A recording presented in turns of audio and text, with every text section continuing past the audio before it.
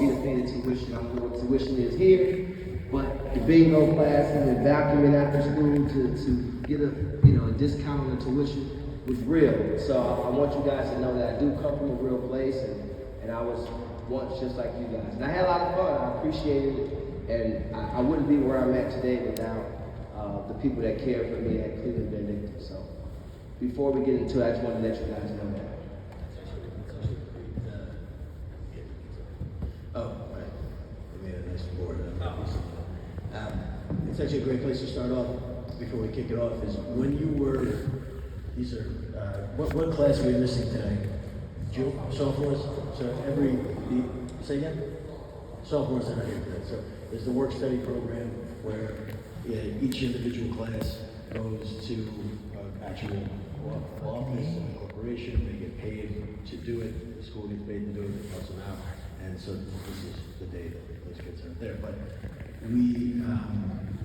I'm always curious to hear when you were 15, 16, 17, what was going on in your mind? Like, where were you at in your life at that time? And what did you see as your future? What did you want at that time for you?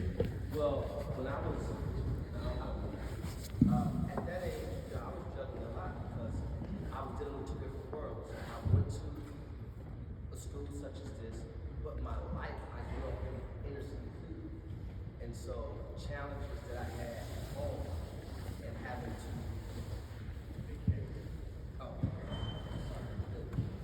challenges that I had at home and having to embrace that and balance that, while at the same time, I would say, gain a focus or maintain a focus to really persevere and really challenge myself to do well in my studies. It was challenging, and you have the dynamic of my friends that went to public schools and probably didn't have the expectations that I had at my school, where I guess a 90 was a B minus, And so my dad stressed the importance of education. I played ball, we won state championship back-to-back years, sophomore and junior year. My senior year we lost, but I went there for that. But while being there, I learned so much, and I developed so many relationships, and it really made my world become holistically embodied, and I embraced it because I only knew one thing, in my neighborhood, and that was, so I was actually happy that I was able to embrace that and have different friends that came from different backgrounds and learn about them, and we developed bonds. And then when you play on a team, you become family, and so just playing the sport and going that far and becoming champions, that brought us closer together. And so, again, I'm sitting here and looking at these young men, and I'm saying to myself, damn, that wasn't that long ago. And so, but it was a lot, and it's not easy, only they know the challenges, right? And coming to school and having to, my mom was addicted to crack cocaine growing up, and so I didn't have a mom when I was in high school. My mom never made a high school game or graduation, never saw a report card, never saw, so I didn't have that support to say, I believe in you, son, you can do it. But I also didn't allow that to be an excuse for me to just give up, because that's the easiest thing to do. It's easy to look at a test and go abracadabra, but that's actually the worst thing you can possibly do, And I think that all teachers here are here to support you. Even if you didn't get the grades you wanted to, I can guarantee you could go to your teacher and say, you know what, I probably could have studied a little bit better. Is there anything I can do for extra credit? And they may say, sure. And so I learned that over time. And by my senior year, I pretty much had it down. I probably finished with a 3.8 King. And, it was great. What you learned through that, how you took that into what became your business life, how much different is that? And you learn those building blocks then.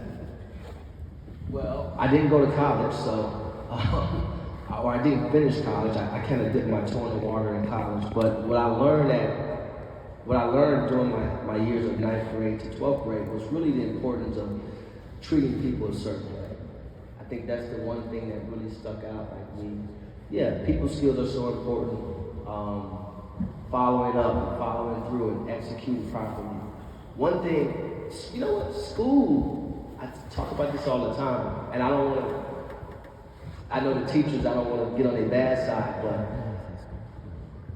right now, I don't have to know the table of contents of what I do. The obtuse triangle or this word problem doesn't exist in my life today. But I'm gonna tell you what does exist. Being on time, paying attention. Like the simplest things, just something as simple as like having your paperwork all neatly placed together and writing your name a certain way. You'd be surprised. And so I've been able to negotiate $3 billion in contracts for the last 6.5 years. I did not finish college. But what I learned in the same seat you guys sit in was those detailed things that, it's almost like if there's a leak, most of the time it's like a 35-cent piece on the toilet that causes like a big leak. And it's the same thing. It's those little things that have the most impact. And so today, what I take with me every day from that was just that expectation, having discipline, building good habits, and practicing doing things the right way. Because when you practice doing things the right way, they become routine. It's just like getting up every day, washing your face and brushing your teeth. And so I get up every day, the first thing I do is I text Georgia, for the most part, my assistant, and say, what do we got today? And then she said, well, we got this, and this. And it's a lot, but I know I have to do it. And so that's what makes the business go. And it's never a time where I'm complacent. I've never celebrated a deal. I just continue to go. I'd love to hear you talk a little bit about that, because I celebrate all my deals. Because if I don't, then it doesn't feel like a real win to me, and then I'm not in the moment enough. Talk a little bit about that, because I hear so many successful people say it. Well, I think mine's come from my childhood, though. Just being that kid where somebody tell you they're on their way and they never show up. And so that allowed me to develop this mindset of never getting too high and never getting too low. Well, at that moment, I felt like the world was ending, right? When your grandmother, your uncle, or somebody tell you, I'm on my way, and they never show up. I'm bringing you something to eat, they never show up. So you be pissed. You really want to hurt somebody. But I have to channel that anger and I turned it around. And so today, it just allows me to, again, not to rest in what would be the successes, but to actually, the more successful you get, the more you should want to get even better, right? And so, as I've been able to climb the ladder, I spend a lot of time by myself sometimes just thinking, how do I get better? How could I have done this better? Get off a call and say, well, we was pitching this, we pitched the show. The first pitch, I was like, okay, well, I got it now. And then hopefully you've seen it. I try to get better and better every pitch. And so I just try to kind of stay in the moment and just to understand that, realizing that even though you think you may have it bad, there's always somebody else that has it worse. And so you never know what just being kind could do or just asking somebody how their day going. Even your teachers, because they're humans too. They got lives, they got families. And so although they're superior to you in this space, they got to go home and be Superman or Superwoman to their kids as well. And so I just think that at a very early age, I had the understanding of everyone is important. And I just carried myself like that. And I had teachers that helped me. And so it was, it's a balance. But that's why I don't celebrate deals. Makes sense. And just for the record, we sold that bitch. We sold it.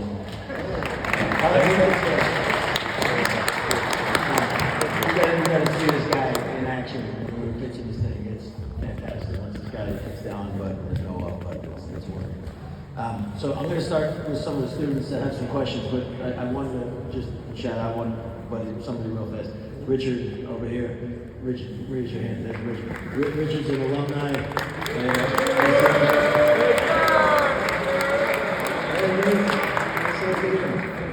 So Richard is, where are you in college right now? San Francisco State, and you flew back today. Why'd you fly back today? That's right, come see Rich Bosley. So he's the only student that I know, when he graduated, I said, what do you want to do? And he goes, he didn't know I knew you. And he said, I want to be a sports agent. And we were talking about all these books to read and all that stuff, and I said, you got to meet Rich. And his dream is to come intern for you sometime in the next couple of years. So, you know, not putting you on the spot, but Rich catered. So, Richard, do you have a question?